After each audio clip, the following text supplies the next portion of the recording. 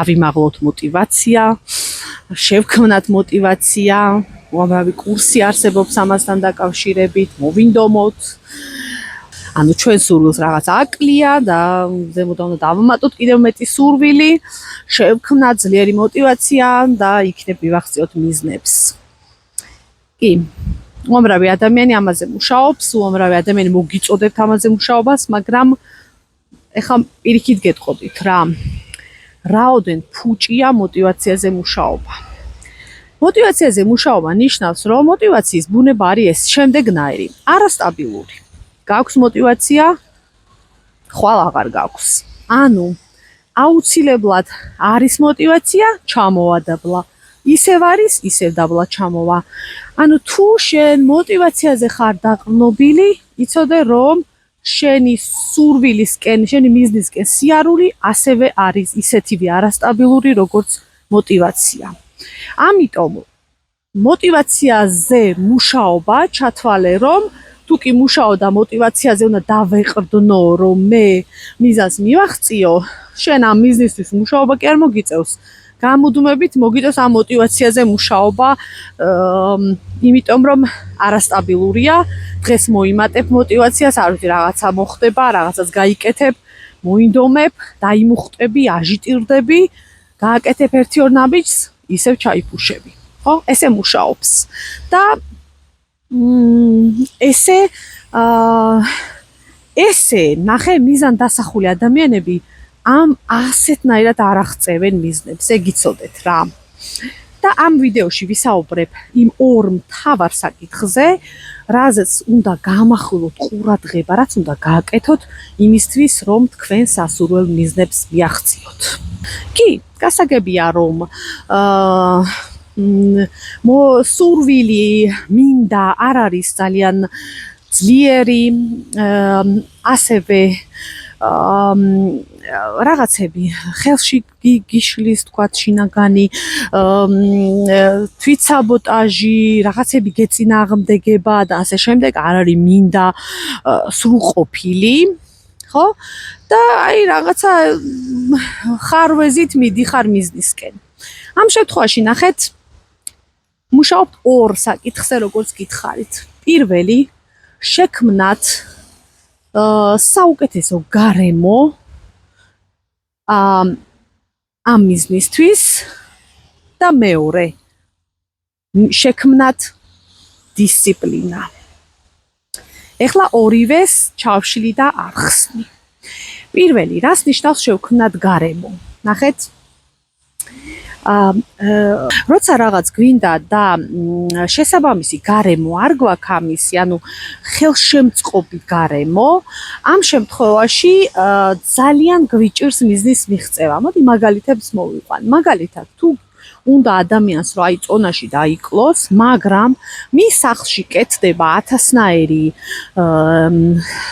საჭმელები, ხო, არ ვიცი, საოცარი ნაირფერი და გემრიელი საჭმელები, არ ვიცი, აი რა დონის ნების ყოფას უნდა გამოუძახო, რომ შენ შეძლო ერთჯერადად შეიკავებ თავს, ორჯერადად, მაგრამ გრძელვადიან პერსპექტივაში, მთლიან გზაზე, რომ ამ დონის თავშეკავება შექმნა, ძალიან გაგიჭირდება.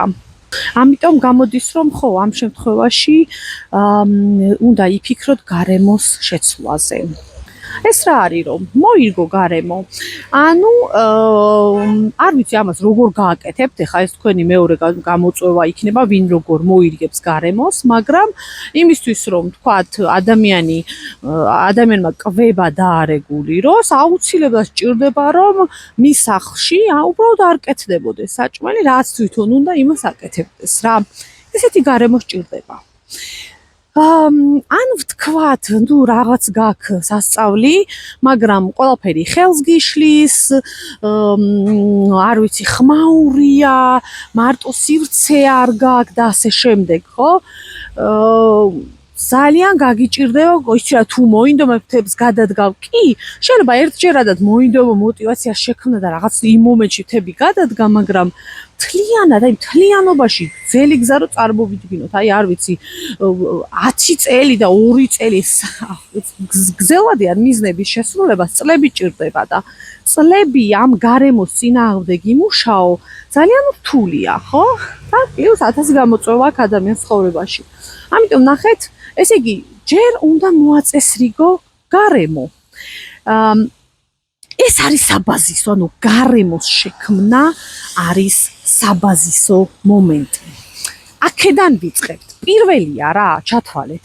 არ არის ყველაზე მნიშვნელოვანი, მაგრამ პირველია. უნდა შეიქმნას საუკეთესო პირობები ამისთვის. ასევე გარემოს მოწესრიგებაში და მორგებაში შედის შემდეგი რამ, ხო? მაგალითად, აი ესე კვებაზე ვიტყვი, მაგრამ მარტივი მაგალითის მოსაყვანია და ამიტომ ვამბობ, ხო? თქვათ აი კვება გინდა დაარეგულირო და ნუ ვერ ახერხებ. და ჩავფიქრდი შენს დღის რეჟიმს და ნახე რომ აი სამსარეულოში ერთ-ერთ სკამზე ძალიან გიყვარს ჯდომა და როდესაც იქ ჯდები აუცილებლად გინდება რაღაცები თან შეჭამო.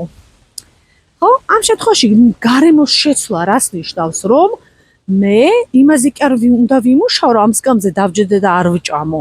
მე უნდა ვიმუშაო იმაზე, ხრიკები უნდა გამოვიყენო, რომ იქ არ დავჯდები. მე უკვე ვიცი, რომ იქ დაჯდომა ნიშნავს ცდუნების გაორმაგებას, ამიტომ მე საერთოდ არ დავჯდები დიდხანს იმ ჩემს საყვარელ სკამზე სამზარეულოში, დავჯდები სხვა ადგილზე, იმიტომ რომ ჩემი თავი არ ჩავაგდო ცდუნებაში. იგივეა მაგალითად, რომ აი ადამიანი მიზანდასახულია და ნუ დაისახა მიზანი, მაგრამ აი ყოველდღიური გასართობის საკითხები მეგობრებს შევხვდე, იქ ღამესადგაც გავიდე, გავერთო ისეს. ნახეთ, კი, უნდა იყოს ესეც, მაგრამ თუ ეს ძალიან ხშირია, ხელს შეგიშლის უბრალოდ, აი ვეღარ იქნები ისეთი პროდუქტიული, როგორც შეგიძლია რომ იყო, ხო? ამიტომ შენ უნდა მოიწესრიგო სიტუაცია, ხო? ის თუ სადაც ხარ, ეს რა არის? რას ნიშნავს, რომ თქვათ არ წავალ იქ სადაც მინდა რომ წავიდე, ანუ ამაში არ გავფლანგავ ჩემს ენერგიას. ხო, ანუ ნახეთ, გარემოს მოწესრიგებაში შედის, რომ მე თავიდან ვირიდებ ისეთ სიტუაციებს, სადაც ვიცი, რომ სუსტი ვარ, ჩემი სისუსტე გამოდის და ცდუნება ძლიერდება. ხო? თუ გავძლიერდი და ცდუნება აღარ მაქვს, სისუსტე აღარ მაქვს, ნუღაც შეიკავებ თავს, მაგრამ თუ ვიცი რომ სისუსტე გაქვს და შენ მიზანს ეს არ ჭირდება რომ ჩავარდე, მაშინ უბრალოდ ჩემს სიტუაციას ვაწესრიგებ. ხო? ეს იგივეა, რომ აი როგორც ბავშვი, აი ნახეთ, აი ყურადღებას არ ამახვილებენ ადამიანები, არ ვამახვილებთ სიტუაციაზე, რა სიტუაციაში ცხოვრობთ რა. იმიტომ რომ სიტუაციაში ძალიან მნიშვნელოვანი, აი წარმოიდგინეთ ახლა ბავშვი სადაც იზრდება, რა გარემოშიც იზრდება, ვინ ადამიანებთანაც იზრდება, უმნიშვნელოვან როლს თამაშობს ეს ყველაფერი. აღზრდა, ხო? ვიცით რომ აღზრდა ბავშვის ცხოვრებაში უმნიშვნელოვანესია. ყველა ტრავმას მივყავართ იმ გარემომდე, იმ აღზრდამდე, სადაც ბავშვი იმყოფებოდა. და თქვენ როგორ გგონიათ, რომ მე რო ვიზრდებით, გარემოს აღარ აქვს მნიშვნელობა? ხო?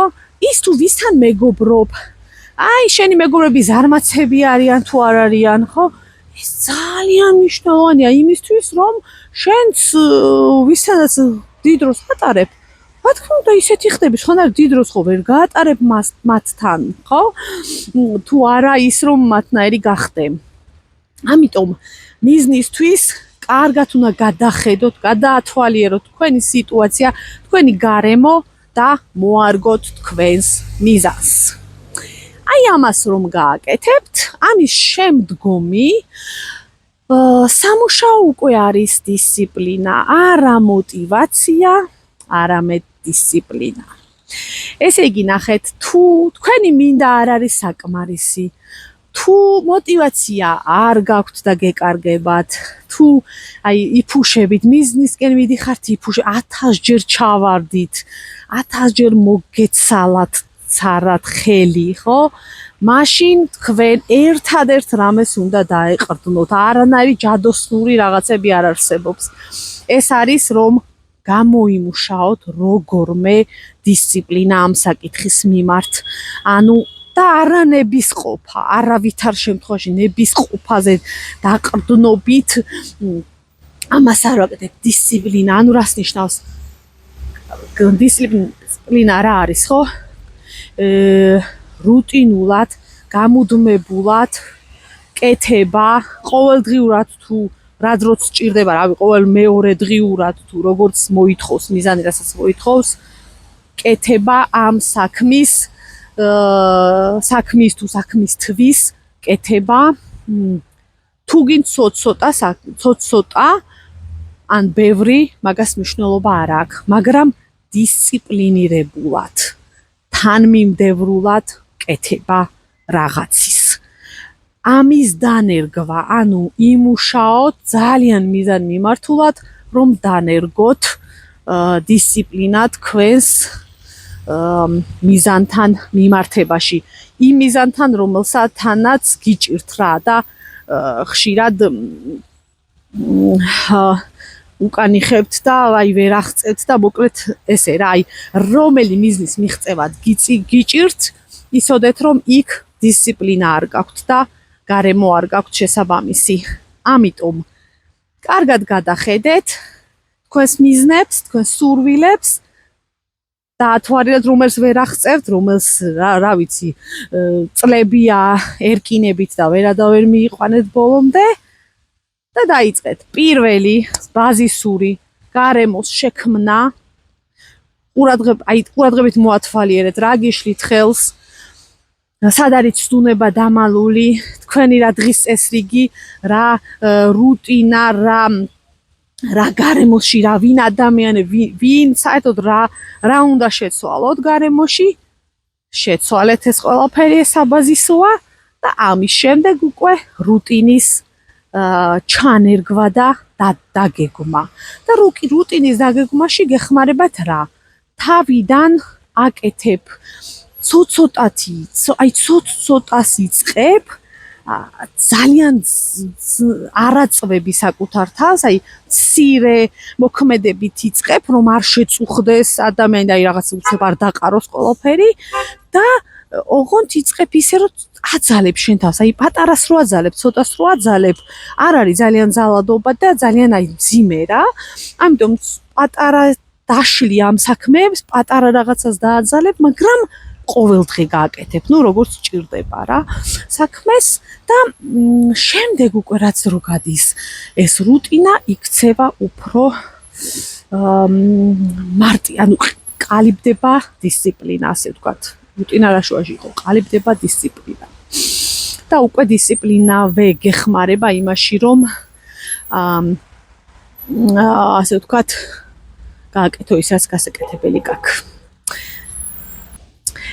გამოიწერეთ ჩემი არხი, მოიწონეთ ვიდეო, დაკომენტარეთ, გააზიარეთ და